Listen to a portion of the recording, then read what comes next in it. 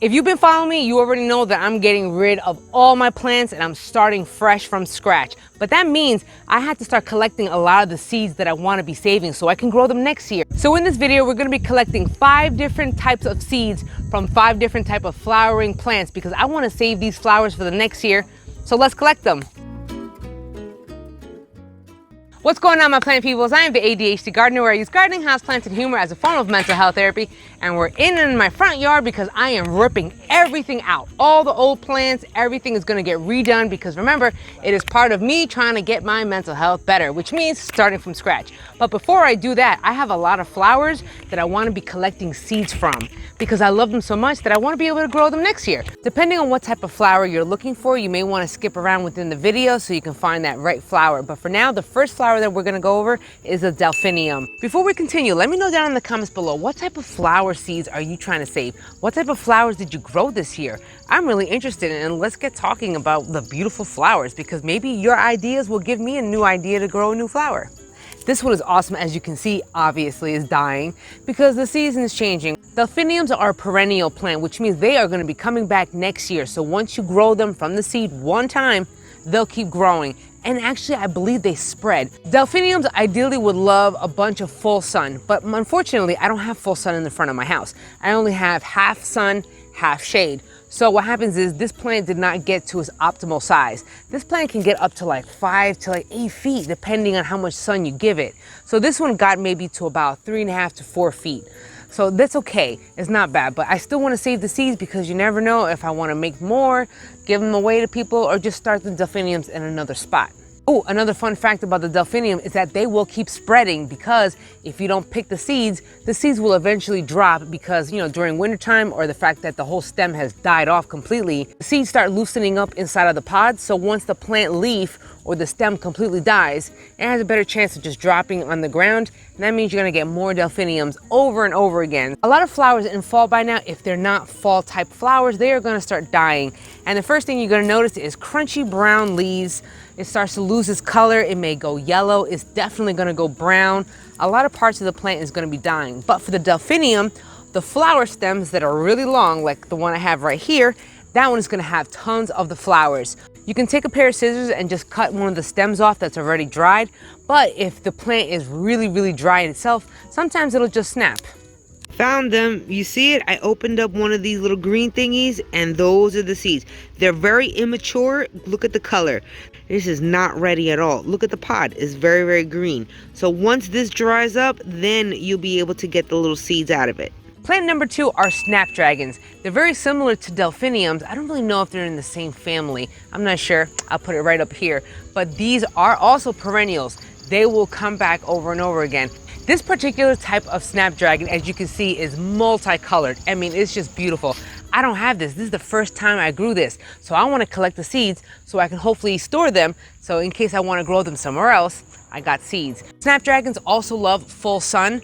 They're in the same spot as the delphiniums, so that means they do not get full sun all the time. They only get half sun, half shade. And this still grew at least 3.5 to 4 feet tall.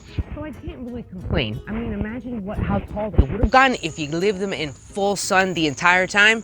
They would get really, really tall. It's going to be the same way as you would have collected the seeds from the delphinium because this type of plant grows very, very long in one linear stem. Seed pods and the stems are going to look just like the delphinium. So you're going to wait until this plant completely dries or almost dried, and then that's when you snap some of the stems off and then you're going to save it for storage.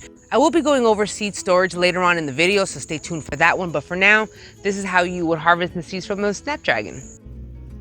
Look how tiny these snapdragon seeds are. They are incredibly small, so you really got to pay attention as to how to collect them. Remember the seed pods that were really, really long and they had all these little bulbs on the bottom of them? Well, all of those have the seeds. You see all those little tiny spots? Seeds, all of them. Well, what you can see here is plant number 3, which is the Rose of Sharon.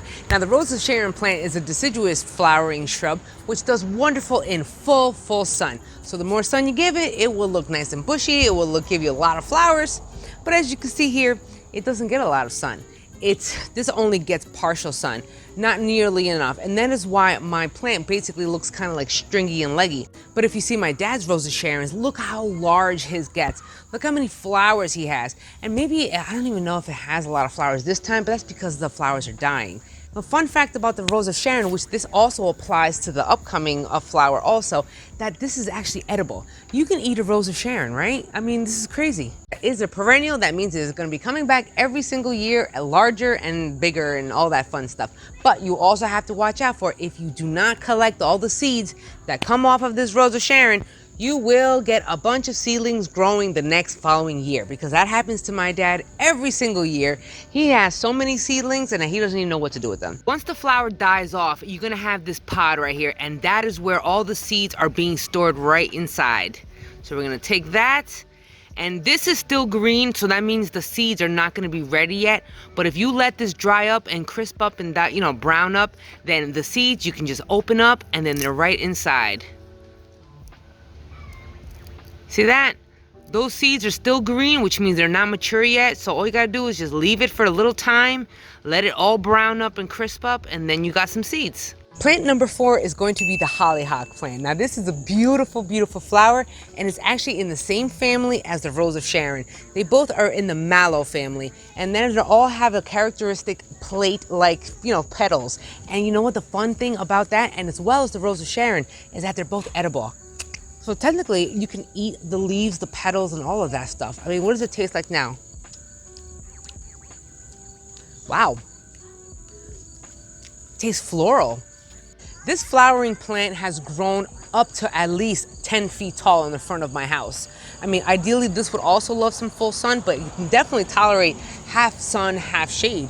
Now the hollyhock actually grew on one long stem, as you can see here. It is one incredibly long stem, and this is why it reached up to the totals of like 10 feet tall. Literally all the buds that were on here all have the seeds. So all you have to do is just take off a lot of these little seed pods and you'll get the seeds. This hollyhock plant offers a lot of seeds. So let me tell you, if you let all this to seed and you don't collect them all and a lot of them fall to the ground, just like the Rose of Sharon, you possibly could run into a lot of little baby hollyhocks. You can save them, you can give them to your friends or family, or put them in your compost pile if you don't want them. Flower number 5 is the zinnias. Now, I really do love them, but they have different varieties. They go giant zinnias, they go mini zinnias, some of them get really tall, some of them get really small. I want this seed. I mean, I like this one. This one's all right, but I'm still gonna collect the seeds anyway. But the specific colors that I want, look at that color. It is beautiful. You guessed it, all of them love sun. All the plants that I'm growing love a lot of sun, but a lot of these, well, all of them that I've showed you, they're all adaptable. They can do part shade, they can do part sun. So, you can work with that. Use your discretion based on whatever you can find in your garden. The ones that you want to collect the seeds from, those actually have to be completely dried up. Not the plant itself, but the flower. So all the leaf petals have to just kind of like crimp up and die and all that stuff. But that is where you could get the seeds, because what you're gonna do is you're gonna pull one of these petals carefully and slowly, and then you get a seed. That arrowhead looking tip at the end of the flower petal, that's the seed. As you can see, this seed is still green, which means you need to wait until that flower petals all completely die. All right, now you have the bonus plant. These are hostas. Now this one specifically I think is sebum blue. I also have regular hostas, but they all flower. They're not ideally made for flowering, just like other flowers are. This one is just strictly for its foliage, but it does flower. And that means we're gonna be collecting the flower seeds. As you see now, the hosta is changing colors because it's starting to die off. But that means we do have seeds to collect. You have your hostas throughout the summer, you're gonna get these long stems, and those are gonna become flowers. That is where you're gonna be collecting the seeds from. The plant will start to develop pods, and this is what we're going to be collecting. Ideally, you want them completely browned off and dried. Like, see some of these have opened up, so that means there's going to be a bunch of seeds that fall on the ground. I'm going to collect some of these pods. They're still green, but I'm going to let them dry off until they're completely brown. My dad's hostas all get full sun throughout the summertime, so that is why they have gotten, depending on the variety, they get really, really big. So I'm hoping that, being that he will not let me propagate or get a cut of that hosta, I'm starting to get them seeds so I can get that same hosta the same size. There you go. These are the hosta seeds. They kind of match my pajamas, right? This is what I actually started growing last year, but of course I wasn't paying attention and I let the plant die. But I'm gonna try to grow them again. Look at that. We have 3 different forms of seed storage right here. One of them is through a glass container. This is not viable for all seeds, but if you have larger ones, this is like sugar snap peas or regular peas, then that will be okay. Or maybe if you have a lot of, seeds to fill up a whole jar, that's perfectly fine.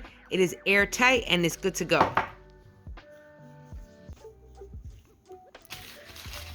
The least recommended is plastic bags because sometimes they can harbor some moisture.